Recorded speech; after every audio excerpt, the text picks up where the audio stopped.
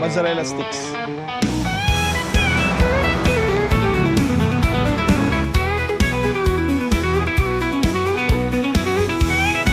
Ganun.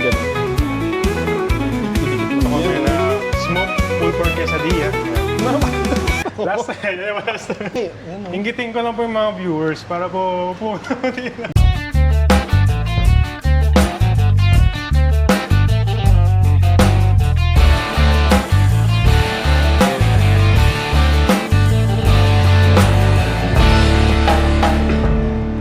Mozzarella sticks.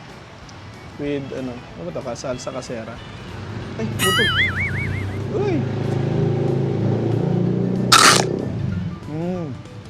Ito naman, country potatoes.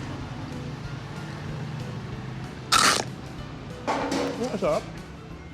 Till now po kasi sa pulled pork, may mga part pa rin po talaga hindi sobrang ano eh.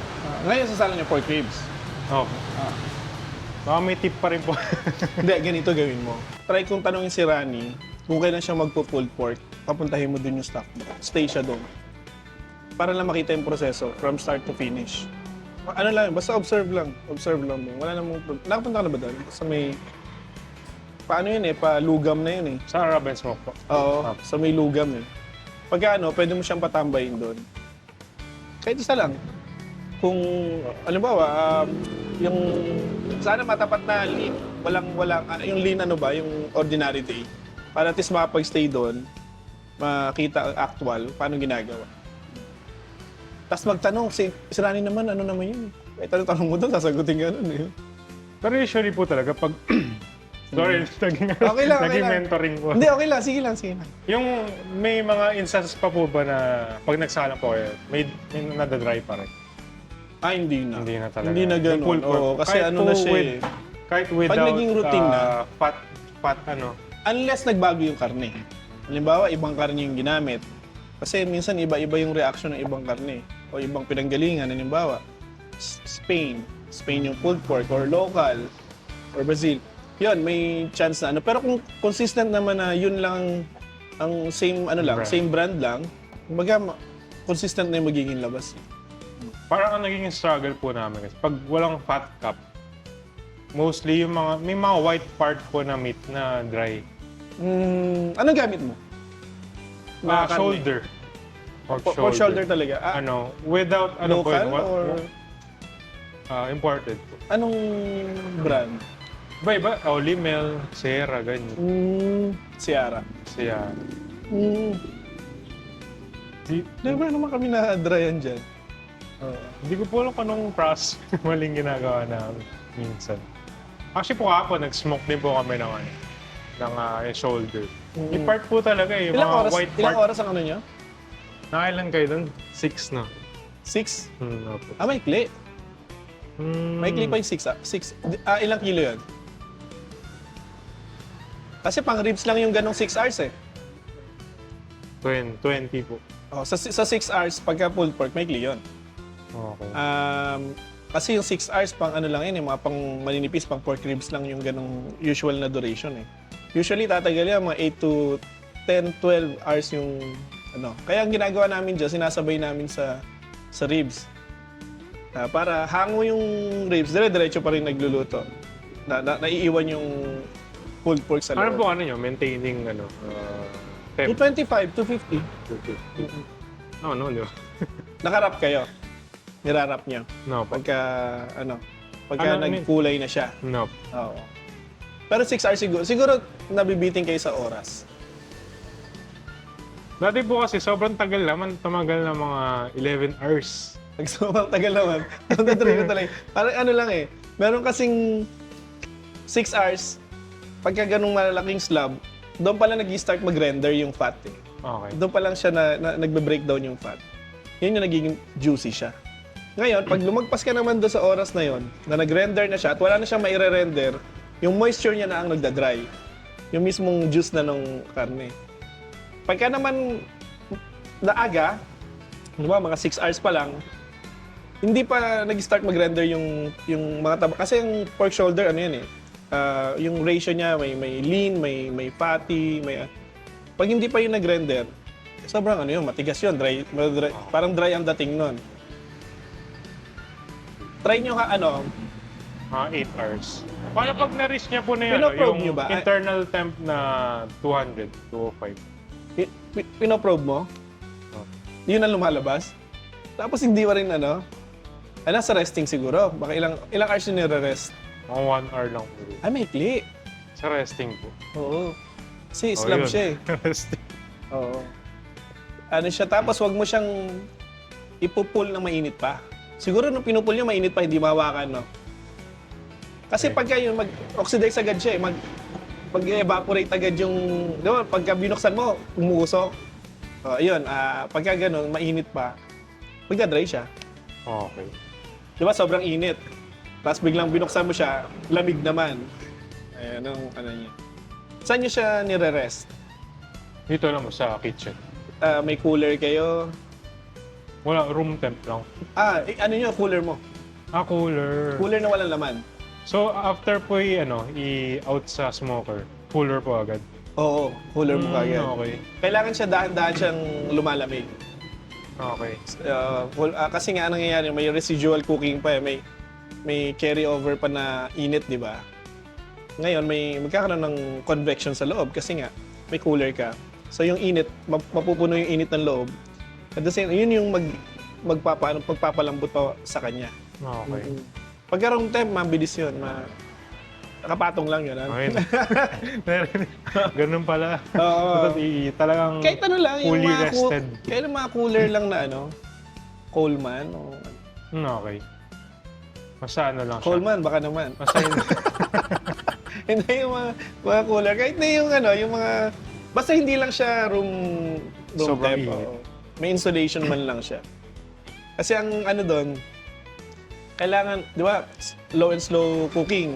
Kailangan, slow down mo din yung paglamig niya. Daan-daan din yung paglamig niya para ano pa yung juice, yung karne. Nag-absorb pa siya ulit na ilabas niya na moisture. Doon po talaga pinaka-struggle sa pulled pork, sa pork shoulder. Since wala siyang buto, mas mahirap i-handle. Sa mga, syempre sa mga beginners din. Pero sa ribs po, medyo consistent naman po. Since may mga... I-collect niyo yung drippings. Collect niyo yung drippings. Okay. Pagka pinul mo na siya, ihalo mo pa rin habang inaano niya. Yung Kasama ano niya. na. Oo. Since flavor Tapos ang rin po. storage niyo, paano? Ano po? Isang vacuum buo? pack. Isang buo? Hindi po. Naka-ano na siya. Pwede po ba yun? Naka-portion? Parang, ang ginagawa yun po, naka-pulled na eh. Oo. Tapos si vacuum pack. Pwede naman, kasi magastos yung ganun. Ako, I suggest, kung per serving naman, alam mo yung mga hinge cup? Okay. May hinge cup na yun. Sealed din naman yun, yung hinge cup na yun. May malalaki nun eh. Kung halimbawa, 80 to 100 grams yung portioning nyo, naka-hinge cap na siya, naka sa freezer lang. Okay. Ngayon, pagka gagamitin mo na siya, iba kasi steamer ginagamit eh. Nasa steamer lang siya. So ngayon, ayun na yung, yun na yung Yun na mag-read. magre-reheat sa kanya. Kasi ang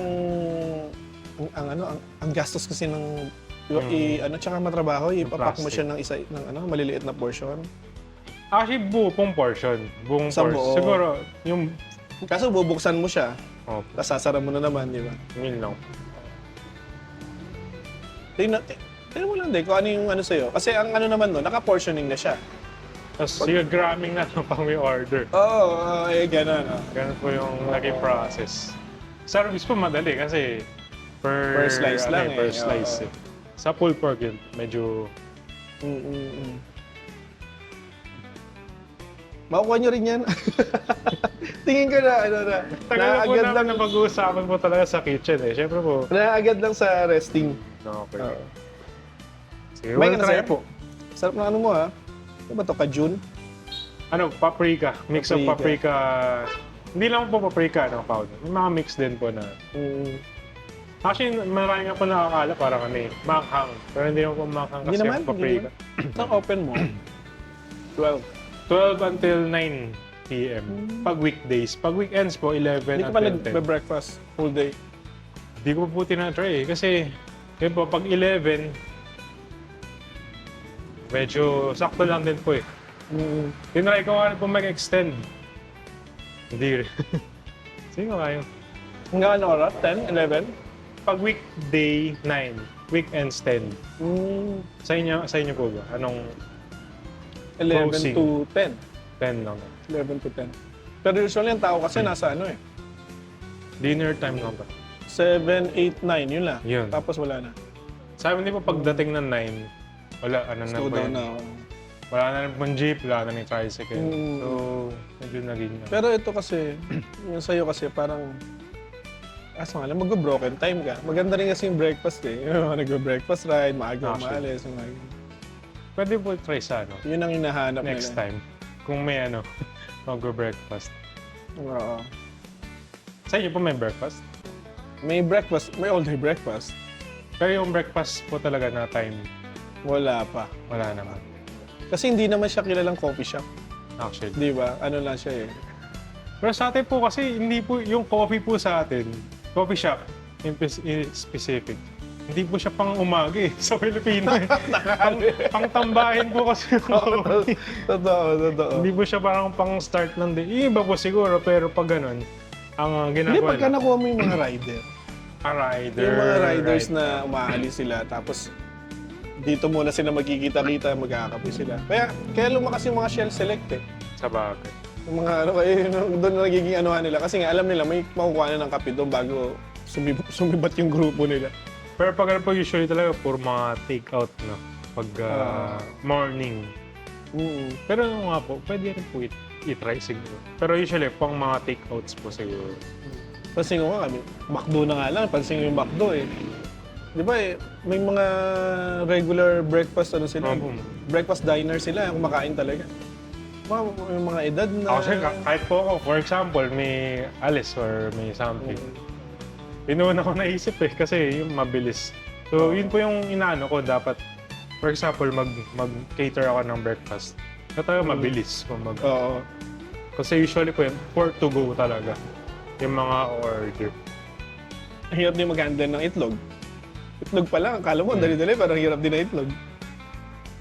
Pero may mga all-day breakfast din naman. Kasi mabili po yun sa mga students. Since yun po talaga yan eh, para naging ginawa ko noong una. Dapat, syempre, may mga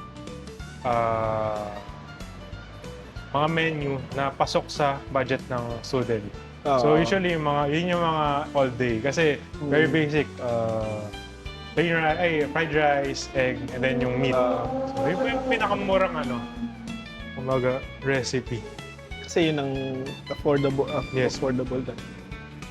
Kaya naman, kung mag-offer ng ganun for student. Yun nga lang, nasa pag-proportion din yun. Gusto po i-try next yung sausage, smoked sausage. Kasi meron din po kami all-day breakfast na smoked sausage. Pero sabi sa'yo, kung gusto nyo matutunta lang kayo doon, wala problema. Dami. Iba nga mga taga-Bataan pa nagpupunta doon. Kaso po, yun nga po, ang cater ko po kasi sa mga all-day, yung mga students. So pag in-smoke ko ba yung smoked sausage, tataas pa yung cost. Hindi, yung trimming mo. Yung trimmings mo sa yun lang gagamitin mo eh. Trimmings mo sa ribs, pwede mo na yung magamit. Marami na yun. Nagtitrim ka ba? Marami ka natitrim. St. Louis cut ka. O spare ribs ka lang na malaki. Ginagamit ko pa sa smoked pulled pork. Okay lang. Sa food. So, ginagram na lang. Kasi kung, ako, sinasabi ko lagi, St. Louis cut, rectangular siya. So tatanggalin mo talaga yung yung ano niya, yung sobra niya. Ngayon, yun ngayon ang gagamitin mo for sausages. At least walang tapon. Magagamit mo sa sausage. At the same time, yung St. Louis ribs mo, mag-iba-iba ka man ng brand. Pagka St. Louis mo siya, malaki man yan, maliit, uniform naman yung sizes mo. Kasi nga, kung ano yung pagkakatrim mo, yun yung sineserve. Unlike na isa-serve mo na siya ng spare ribs, biglang ang liliit ng spare ribs. Isa na, sobrang lalaki naman. Hindi pa hirap, parang minsan iba-iba talaga yung brand na nakukuha. Iba-iba yung laki ng bones. Minsan makapal yung karne, minsan naman dikit na yung pagkakatrim doon sa buto. As much as gusto ko maging same yung brand, minsan sa Supply sa supply po talaga. Sino kinukuha mo pala? Iba-iba po, meron po sa Marilao, meron po sa, alam ko partner nyo rin po ata isa. Si Well Meat, sa pinsan ko. Pero meron dito si Jackson. Yan po, doon Jackson, doon oo. po ako. Kasi, dami ko, nire-refer ko sila natin. Yan. Doon po yung... Maliit pa lang wala pa silang walk-in dati. Nire-refer ko yan sila. Ngayon may walk-in ano na sila. Oo Walk-in nga. freezer na sila. Napunta po, usually po, ganyan po yung ginagawa ko nung una. So lahat ng suppliers, pumuntahan ko muna po. Para makita ko din po kung maayos yung stocks Nasubukan nila. mo na si Beef Deli. Hindi po. Dito meron sila dyan. Try mo i-check yung ano nila. Sa beef naman sa beef. Yun, ito na yung ano. So sa akin po, feeling ko po kasi pag nag-pre-rub, mas parang Mas, kumakapit po yung mas ano. dumidikit yung ano. Kung paano mo Pag ganyan ka maglagay. Pwede naman, iba na pag ano naman. Yung makapal dito. Iganon mo siya. Nakaturo yung makapal sa ano. Ito yung sasabi ko. Kung naka St. Louis cut siya, ito, halimbawa yan, ang serving mo, uniform. Opo. May part kasi na malaki siya. So pag sinerve mo to, ang laki nito, para dito. Ngayon, kung matitrim siya, susundan mo to, Same lang as in, siya lahat. same lang siya ng serving mo. At the same time, itong matitrim mo, magagamit mo siya sa ibang sausage mo. Diba? Okay. Kasi tingnan mo, ang laki ng nakain ng ano mo. Kumaga full spare ribs pa siya. Yun o, punong-puno na siya. Punong-puno na siya. Ayaw mong bawasan? St. Louis cut. Yeah, we'll consider po siguro kung Yung paano, ano niya. paano ano. Parang ano siya, halimbawa ito. Basta na siya. Uniform Ganito, talaga. ganito siya. Babawasan mo siya. Pero hindi ngayon ano In the lang, future. suggestion ko lang. Suggestion ko lang. Kasi pagka ganyan kalaki, ano siya, hirap i-manage. Hirap i-manage. Pagsabayin mo na lang to, Seb, doon sa isa. Yung isa yung pinatong Yung isa, mo. Para nakapatong. lahat na i-smoke siya. Kaya na, ilaylay, igano mo na lang dito isa para nakalaylay na lang siya dito. Ito, isang salangan na lang. Salangan na ulit. Pero nakakaubos kanya yan, dami. Opo. Oo. Tapos bukas lang yung ano niya.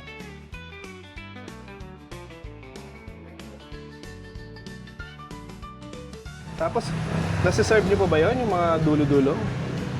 Hindi na. Alin pong dulo? Yung mga flap. Kasi manipis na siya di ba? Manipis na siya. Ang ginagawa po na may full rack po kasi kami. So parang sinasama na lang po namin. Sinasama niya na sa ano. Kaysa po parang trainings. Mm-hmm.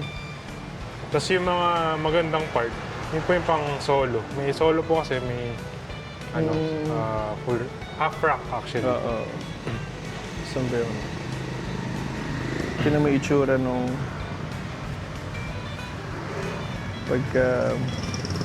Yung unang gusto ko po talaga i-serve, baby back ribs. Kasi nga, mas Mas maliit, maganda. mas manageable. No? Kaso nga, yung Mabuto yung, siya Mabuto. Saka yung supply din, mahirap din talaga.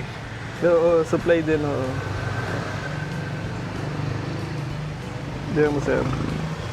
Nag-uniform yung sizes niya. Diba? Okay. Kasi St. Louis cut siya.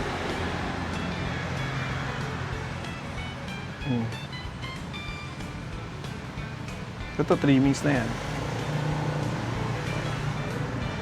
Saan ba ba? Yun o. Kumbaga, pare-parehas yung ano niya. Dati kasi, pagka... Ganyan din kami magsalang dati. So, iniisip namin, sayang yung salak. Yung sayang naman yung ano. Nung biglang may dumadating na maliliit, kahit na isang full spare ribs na siya, ang liit niya. Ngayon, kung ititrim namin siya, magiging uniform ngayon yung sukat niya. Pwede po namin sabayin, for example, sa pulled pork. Na maliit. Yung mga trims na gano'n, syempre medyo malaki din po yun. Pwede. Si RUG ganun ginagawa. Yung tinitrim niya, actually sinasalang niya ng buo, tsaka niya na tinitrim pag irarap niya na. Di ba? Irarap na. Puputulin niya na yan, tsaka niya irarap. Yung mga nakuha niyang trimming, pagkasama-samahin niya, tapos Saka pinofoil i-smoke niya. na, Ini-smoke niya ng solo. Oo. Para pulled pork niya ginagamit. Sa pulled pork niya ginagamit. Ayan. Hindi po, for example yan, hindi po namin tinitrim. May mga serving na may malaki, may maliit. Oo. Doon po nagkakatalo. Pero ano naman yun? Madali siya ipaliwanag sa ano eh. Kasi po full rack po kami, di ba? Kasi yun ang nakalagay doon sa menu nyo. Full spare ribs, di ba? So depende sa, karena hindi nyo kontrolado yun eh. Hindi nyo kontrolado yung laki ng buto. ribs eh. Yung ano, pero kung sabihin nyo na St. Louis cut, yun talaga yung sinaserve sa US na trimmed na siya na rectangular in shape. Tapos ang gawin mo sir na ano, naka-criss-cross siya. Oo. Para may hangin sa ilalim. So magsisimula ka na dalawa, tapos pag ano naman, yung parang ano siya, hindi siya yung parang hindi siya mag-aganyan. Magkakapatong siya ganyan. Pati pag mag-restocking po, di ba? Dapat ganun. Oo, ganun din, oo. Para may hangin sa ilalim. Yeah, actually yung ano na yan, kung meron kang pangkuha ng abo, kung maalis mo yung abo sa ilalim, para mas may pumapasok na hangin sa ilalim. Ano na to? Kasama na 101. Hindi, kabinil, isa lang kami nakaraan sila. Dito naman sa ilang-ilang. Sinalo niya, char siu, sausage. Sarap din yung sausage niya, sir, no? First time niya yun, pinatikim niya. Pero ano lang siya, yung weekend ano lang siya. Sa bahay lang siya. Personal use lang. Tapos magkakaroon ka na siyempre kung 2 or 3 na yan. May isang store ka na nandun yung komisaryo mo. Nandun na magagaling lahat. Pero kung ako yung nasa kalagayan mo, parang yung kumpiyansa ko na mag-put up, na maging restaurateur, medyo mas malakas ang loob. Kasi 1.5 ka na tumatakbo. Di ba? Usually ang business kasi 2 to 3 years bago mag-take off eh. Yun ang sabi ng mga Chinese na hintay ka 3, 4, yun yung parang growth pains ng business. Once na malampasan mo yun, medyo nakapag-build ka na ng market. Okay. Kaya ang ginagawa ng iba, di ba? Even yung mga sponsored ads nila, hindi lang doon sa proximity nila niraran eh. Halimbawa, may target sila na gusto kong mag-put up sa Baliwag. Nagraran sila ng ads doon kahit wala pa silang store doon. Para meron ng register sa tao na once na mag-put up sila sa Baliwag, parang ito yung sa Malolos, ito yung sa... Okay. May ano na sila. May parang ano ng marketing in advance. Natanong ko si Sir Robert kung ilan na yung staff niya. Ilan staff mo ngayon? So we have 10 currently. 10, currently daw, 10 staff. Yung idea na may 10 trabaho ka na nabigay, ano yun, medyo nakaka-uplift yun Kasi di ba, yung iba ang problema is paano ako magkaroon ng trabaho eh. Pero kayo, mga restaurant owners, hindi na lang yung trabaho mo iniisip mo, nakapagbigay ka na ng trabaho sa iba. Diba? Ngayon, kung madadagdagan yan, so mas maraming pamilya na naman ang maambunan, di ba? Tinanong ko nga yung isa, sabi ko, ilan na staff mo, sir? Sir, na mga nasa 50 na, 60, 70. Imagine kung ano yun, kung bibilangin mo, hindi lang yung tao, kundi yung pamilya na umaasa doon. Laking ano na rin. Kaso nga lang, yun na yung darating na yung punto na hindi ka na pwedeng huminto. Kasi may mga nakadepende na sa'yo. Di ba, sabi nga ng isang kausap ko na anak ni Mayor, alam mo, pag business owner ka, ang empleyado, pag napagod, pwede magpaalam, sir, leave ako, magpapahinga lang ako. Sir, muna ako, babakasyon ako. Pero pag ikaw ang business owner, hindi ka pwedeng magpaalam sa sarili mo, papahinga ako. Hindi, ang dami nakadepende sa'yo eh. No. Hindi ka pwedeng huminto. Hindi ka pwedeng huminto. Pwedeng huminto. Yun naman ang trade-off. Yun naman ang kapalit nun. Pag ni-start na po talaga yung business, wala. Yun na, Oo. tuloy-tuloy na yun. Kailangan Tsaka alam mo yun, yung tipong ayaw mong minsan dumadaan ka sa tumal, dumadaan ka sa hirap, walang, di ba? May ganun eh, may tumal na panahon. Pero ayaw mong magtanggal ng tao. Ayaw mong magtanggal ng tao eh. Di ba parang iniisip mo, hindi mo naman pwede sabihin, wala muna tayong pasok ngayon kasi tumal. Hindi naman pwede ngayon, di ba? Kailangan, Isipin, ano mo part yan? of the business talaga. May mga ganun. Magkano ka, magsusubi ka talaga. Yung time na malakas ka, yun yung time na nagsisave ka. To cover up, at least meron kang ready. Dumating man yung tag-ulan, o may unexpected na bagyo, na tumagal ng ilang araw, alam mo yun, may ganun eh. May mga ganung factor na hindi mo ma-anticipate. When it comes to business talagang bigyan kita idea, sir. Let's say sumablay, kaya minsan hindi naintindihan ng mga staff na kailangan pa natin paliwanag, na kailangan nating galingan, husayan, serve natin kasi stakeholders sila. Stakeholders meaning they're benefiting from the restaurant, for the company. No? Ngayon, halimbawa, pag hindi to, if this restaurant doesn't go well, affected sila. Maapektuhan sila. Pag nag-close down yan, apektado sila. Pero, ang higit na maapektuhan, ikaw. They can apply for a new job. Pwede silang maghanap ng trabaho, kung may opening, di ba? Ang mahirap maghanap ng trabaho. Pero mag-a-apply lang sila sa iba. Pero ikaw, na nag-invest, naglabas ng pera, yun yung pinakasasapo ng hirap talaga. Anyway, that's part of business eh, sugal eh. So, sugalan mo talaga. Siguro po naging part din ng pagiging malakas yung loob ko siguro sa sa family. Since mostly businesses din po sila. Pero yun nga po, ibang industry. Pero nakita ko po siguro sa father ko na talagang sumusugal po siya eh. So sabi ko, siguro try ko rin. Kasi yun lang yung magiging way para makita mo kung yung idea mo or something is There's only one way to find out. Yun lang po Minsan, mas nakaka-torture pa nga yung ideya pa lang siya na hindi mo na-execute. Mas torture yun kasi hindi nawawala sa isip mo eh. Pero pag in-execute mo na siya at tumatakbo na, at nakita mo, yung ideya ko na ang tagal, ilang taon ko nasa isip, nagawa ko na, parang mas magaan. Lalo pag nag-start po ng business, may mga ideas na mag-come up. Actually ngayon, medyo struggle ko. Ang dami pong pumapasok na idea eh. For example, ngayon po gusto kong lagay ng medyo light bar lang dito. Hindi ko ma-execute kasi marami din pong iintindihin, kumbaga. Hindi, tsaka minsan din, yun din naman. Kailangan mong timbangin din. Pagka kasi nilagay mo na lahat yung maraming concept sa isang lugar, medyo naguguluhan naman yung tao. Ano ba to? Coffee shop ba to? Is this a bar? Ano ba siya? Di ba parang meron kang hesitant ka sa ganun. Unless, hindi siya... Kasi mag-iiba yung market mo eh. Iba ang market ng bar, iba ang market ng coffee, di ba? Yun naman ang kailangan mong itimbangin. Baka separate, baka ibang concept naman siya. Tama. Ibang naman siya. Sa akin po ito, daming ideas talaga na Pero ang laki ng kita sa nagwawak ang laki ng kita sa bar. Ang laki. Ang laki Kasi ng... po, wala po masyadong walang High margin yan eh. Sa ko po parang sa nakikita ko po, wala masyadong prep, wala masyadong prod. Benta mo lang yung ganito, may profit. Totoo. Siya, isa siya sa mga high profit margin na produkto. Tapos, isa din siya sa mabilis i-consume.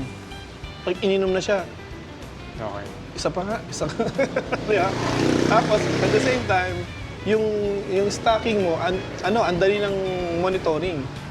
Ang dali ng monitoring kasi isang area ka lang eh. Bar lang eh. Sa bar ka lang. Ngayon, makikita mo kaagad na isang hindi ka tulad nung nag-inventory ka sa restaurant, umiikot ka talaga buong restaurant.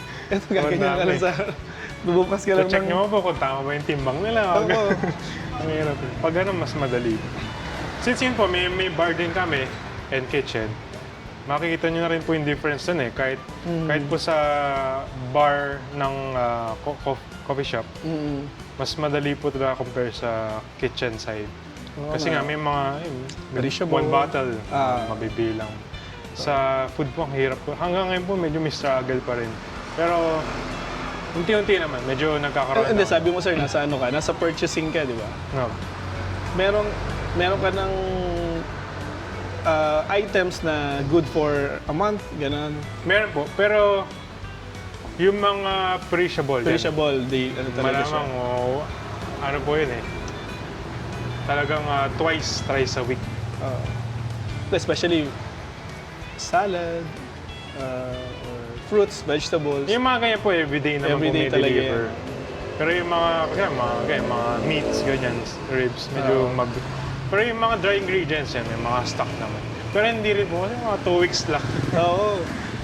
Kasi ang Small lang po yan eh. mas makakatipid ka kasi pagka Bulk. bulk order eh. Yun naman ang ano doon.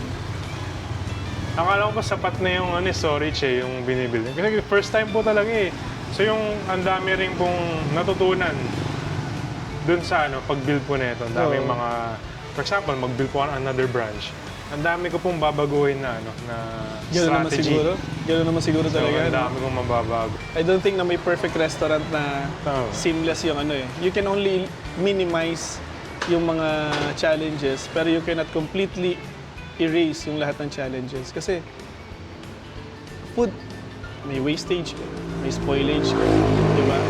Tapos syempre, when it comes to running a restaurant, lahat yan lahat yan mag-i-impact sa margins mo di ba?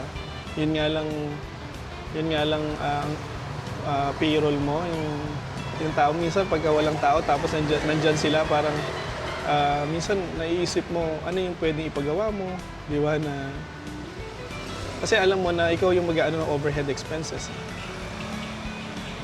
Hindi naman yung yung pag-tiktokin lang, TikTok, Reel. Ano papagawa mo? Kasi ako sinasabi ko kay Lara, walang tao, mag-video kayo para naman may pang-post kayo sa... Hindi ako nakakapunta ron madalang. Sira nilang talaga. Siya na po yung nag-handle talaga. Siya mahati oras ka pag Ang layo din po kasi. Hindi, ito naman, itong ginagawa natin. Kasi nga, sabi ko, parang, paano ako makakatulong sa mga barrel pro users, tsaka sa mga nag-smoke, pati na nga pizzeria kasi may pizza na. Nang hindi ko kailangan ng masyadong malaking production, alam mo yun, na somehow mai-promote ba. So ito yung nakikita ko. Tapos nakikita ko rin naman na nagko-comment sila, sir, nabisita namin yung furniture niyo sa ganyan. Yung Cebu, Ilocos, yung mga pinopost ko, natutuwa ako kasi magsasend sa akin ng picture, sir, nandito kami sa shinare mo, nandito kami sa furniture mo. Na, kumbaga, kahit pa paano, akala ko walang like, walang pero meron palang nakakita. So somehow, nakaka-motivate. Mamaya pa tapos yan, sir. Opo. Ilang oras yan? Tagal-tagal po. May iwan ka dito. Pero po, papatry ko po yung finish pala. Kung ano na po, para... Full pork, sir. Yes po. Ano sarap? This one is smoked chicken. Sabay-sabay. Sige, mamaya natin ito, Bert. Ayun po, so yan, ini-invite ko po kayo dito sa Hard Cafe. Bisitahin niyo po.